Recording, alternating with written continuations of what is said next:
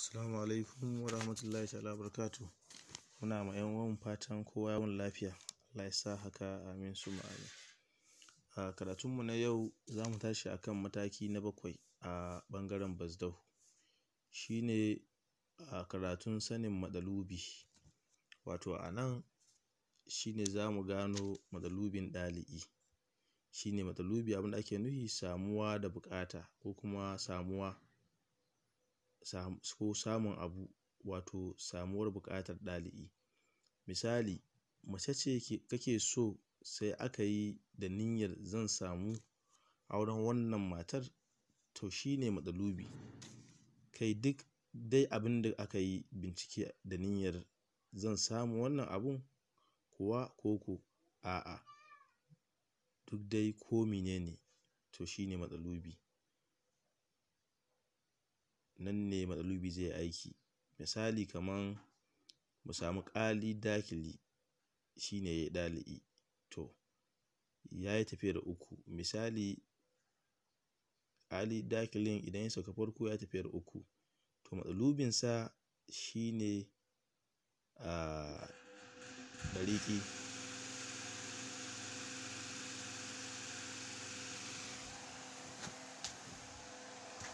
Shi ne matsalubinsa ɗariƙi, matsalubin ƙali dakili. To sai a ce mun same shi a farko, saukansa a farko ya yi tafiyar 3 kenan. To sannan idan ya zo a ƙasar yana nuna cewa akwai wannan abin, to za ka samu koko. Idan ya zo a yau ɗin ƙasa, wato gidan 1 ko gidan 4 ko gidan 7 ko gidan 10, za ka samu abun a yau. Kuma bayyanar matsalubin a ƙasa ɗin ma yana nuna cewa akwai abin da ake nema.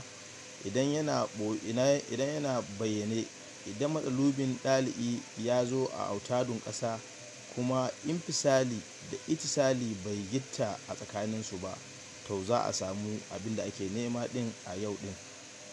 To wato infisali rashi ne, itisali shi kuma saduwa. To idan bai gitta tsakanin ɗali'i da matsalubi ba, za a samu abun a wunin ranar idan ya zo a yau ɗin ƙasa. Idan kuma matsalubin ya zo a goben ƙasa, wato a mayali autad kenan, su ne kamar haka: gidan 2 ko gidan 5 ko gidan 8 ko gidan 11. To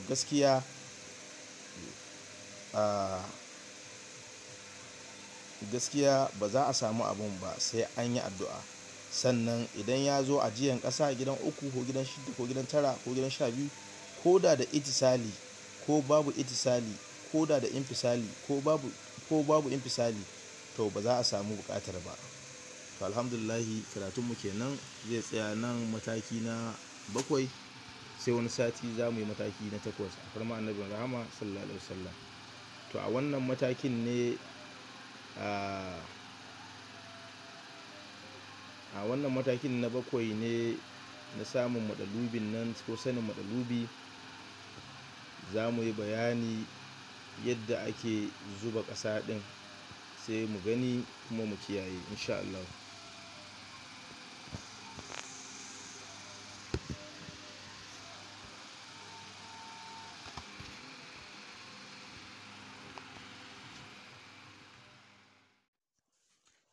Assalamu alaikum wa rahmatullahi ta'ala barakatu. Muna ma 'yan uwan fatan kowa yawon lafiya. Allah ya sa haka, amin summa amin. A karatunmu na yau za mu tashi akan mataki na 7 a ɓangaren bazdau. Shi ne a karatun sanin matsalubi. Wato a nan shi ne za mu gano matsalubin ɗali'i. Shi ne matsalubi, abinda ake nufi samuwa da buƙata ko kuma samun abu, wato samuwar buƙatar ɗali'i. Misali, mace ce kake so sai aka yi da niyyar zan samu auren wannan matar, to shi ne matsalubi. Kai duk dai abin da aka yi bincike da niyyar zan samu wannan abun kuwa ko a'a, duk dai ko menene to shi ne matsalubi. Nan ne matsalubi zai aiki. Misali kaman mu samu ƙali dakili, shi ne ɗali'i, to ya yi tafiyar uku. Misali ali dakilin idan ya sauka farko ya tafiyar uku, to matsalubinsa shi ne ɗariƙi.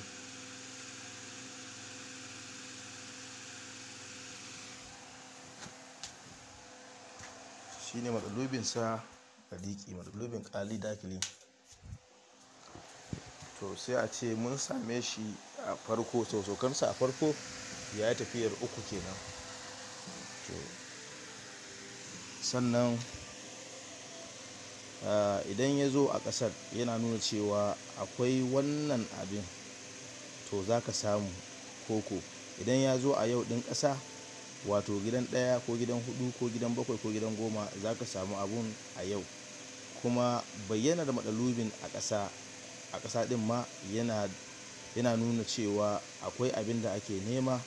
Idan yana bayyane, idan matsalubin ɗali'i ya zo a autadun ƙasa kuma infisali da itisali bai gitta a tsakaninsu ba, to za a samu abin da ake nema ɗin a yau ɗin. To wato infisali rashi ne, itisali shi kuma saduwa. To idan bai gitta tsakanin ɗali'i da matsalubi ba, za a samu abun a wunin ranar idan ya zo a yau ɗin ƙasa. Idan kuma matsalubin ya zo a goben ƙasa, wato a mayali autad kenan, su ne kamar haka: gidan 2 ko gidan 5 ko gidan 8 ko gidan 11. To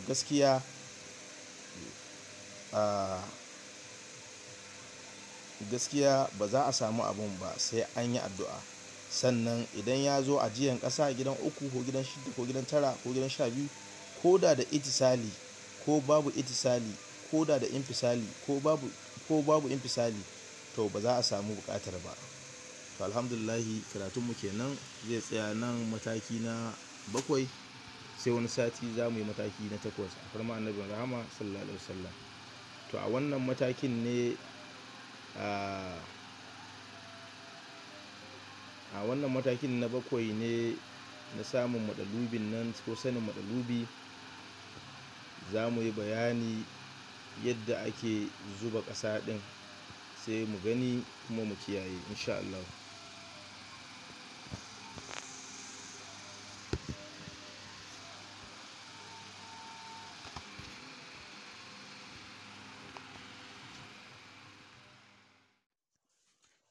Assalamu alaikum wa rahmatullahi ta'ala barakatuh. Muna ma 'yan uwan fatan kowa yawon lafiya. Allah ya sa haka, amin summa amin. A karatunmu na yau za mu tashi akan mataki na 7 a ɓangaren bazdau. Shi ne karatun sanin matsalubi. Wato a nan shi ne za mu gano matsalubin ɗali'i. Shi ne matsalubi, abin da ake nufi samuwa da buƙata ko kuma samun abu, wato samuwar buƙatar ɗali'i. Misali, mace ce kake so, sai aka yi da niyyar zan samu auren wannan matar, to shi ne matsalubi. Kai duk dai abin da aka yi bincike da niyyar zan samu wannan abun kuwa koko a'a, duk dai ko menene, to shi ne matsalubi. Nan ne matsalubi zai aiki. Misali kaman mu samu ƙali dakili, shi ne ya yi ɗali'i, to ya yi tafiyar uku. Misali ali dakilin idan ya sauka farko ya tafiyar uku, to matsalubinsa shi ne ɗariƙi.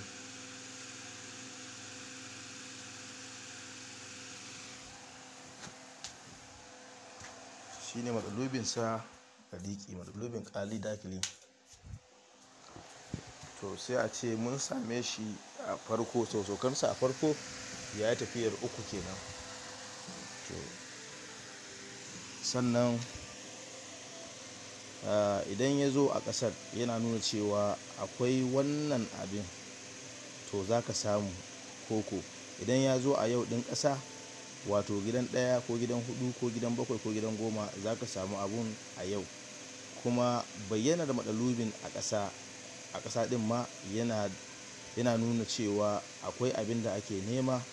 Idan yana bayyane, idan matsalubin ɗali'i ya zo a autadun ƙasa kuma infisali da itisali bai gitta a tsakaninsu ba, to za a samu abin da ake nema din a yau din. To wato infisali rashi ne, itisali shi kuma saduwa. To idan bai gitta tsakanin ɗali'i da matsalubi ba, za a samu abun a wunin ranar idan ya zo a yau din ƙasa. Idan kuma matsalubin ya zo a goben ƙasa, wato a mayali autad kenan, su ne kamar haka: gidan 2 ko gidan 5 ko gidan 8 ko gidan 11. to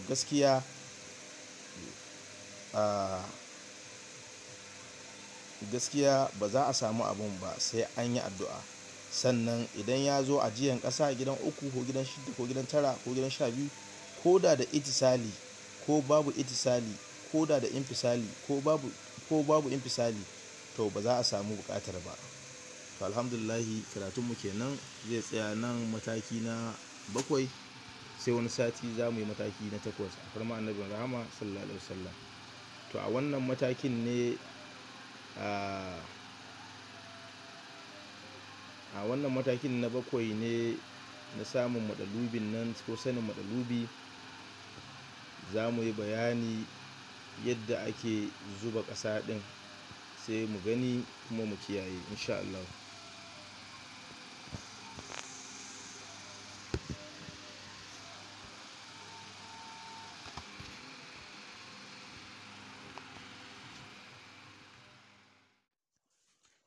Assalamu alaikum wa rahmatullahi ta'ala barakatuh.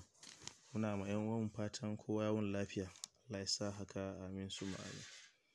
A karatunmu na yau za mu tashi akan mataki na 7 a ɓangaren bazdahu. Shine karatun sanin matsalubi. Wato a nan shine za mu gano matsalubin ɗali'i. Shine matsalubi, abin da ake nufi samuwa da buƙata ko kuma samun abu, wato samuwar buƙatar ɗali'i. Misali, mace ce kake so, sai aka yi da niyyar zan samu auren wannan matar, to shine matsalubi.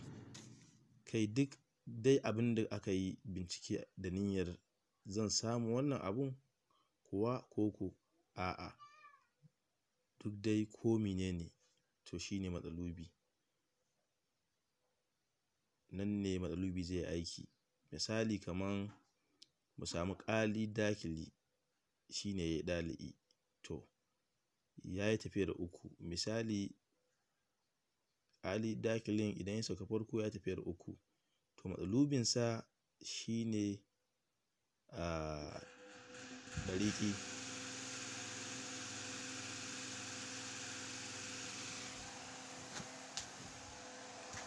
Shine matsalubinsa ɗariƙi, matsalubin ƙali dakili. To sai a ce mun same shi a farko, to saukansa a farko ya yi tafiyar 3 kenan. To sannan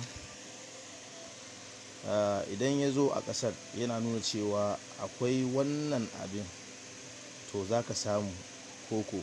Idan ya zo a yau ɗin ƙasa, wato gidan 1 ko gidan 4 ko gidan 7 ko gidan 10, za ka samu abun a yau. Kuma bayyanar matsalubin a ƙasa ɗin ma yana nuna cewa akwai abin da ake nema. Idan yana bayyane, idan matsalubin ɗali'i ya zo a autadun ƙasa, kuma infisali da itisali bai gitta a tsakaninsu ba, to za a samu abin da ake nema din a yau din. To wato infisali rashi ne, itisali shi kuma saduwa. To idan bai gitta tsakanin ɗali'i da matsalubi ba, za a samu abun a wunin ranar idan ya zo a yau din ƙasa. Idan kuma matsalubin ya zo a goben ƙasa, wato a mayali autad kenan, su ne kamar haka: gidan 2 ko gidan 5 ko gidan 8 ko gidan 11.